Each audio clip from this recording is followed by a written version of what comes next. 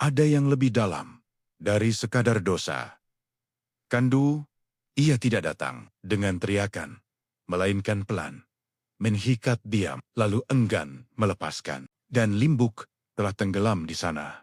Bukan sekadar jatuh, melainkan tinggal menjadikan gelap sebagai rumah dan keinaan sebagai napas hariannya. Setiap suara yang dulu didengar limbuk bukan lagi sekadar gema, ia berubah mantra, berulang tanpa henti, mengikat pikirannya hingga limbuk lupa siapa dirinya sendiri. Semakin limbuk diinjak, semakin ia merasa ada, semakin ia direndahkan, semakin ia bertahan, seolah rasa sakit adalah bukti terakhir bahwa ia masih hidup. Di dalam kehampaan itu, di lorong itu, tubuh bukan lagi milik.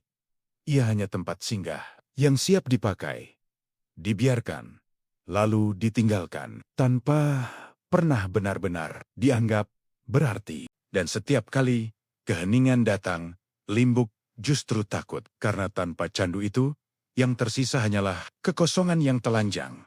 Terlalu jujur, terlalu pahit dihadapi. Maka limbuk memilih kembali.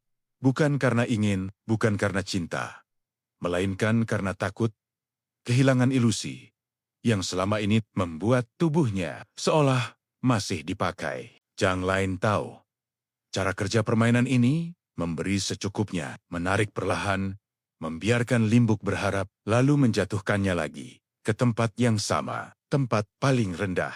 Lorong itu panjang, hampir tak berujung. Di satu sisi, pria lain yang memanfaatkannya. Di sisi lain, rumah yang ditinggalkan, dan limbuk terjebak di tengah dua kehancuran. Di tengah lorong itu, limbuk bergerak sendiri, bukan menuju tujuan, bukan menuju pulang, melainkan mengulang pengkhianatan yang sama. Semakin dalam, semakin hilang. Candu itu tidak membunuh.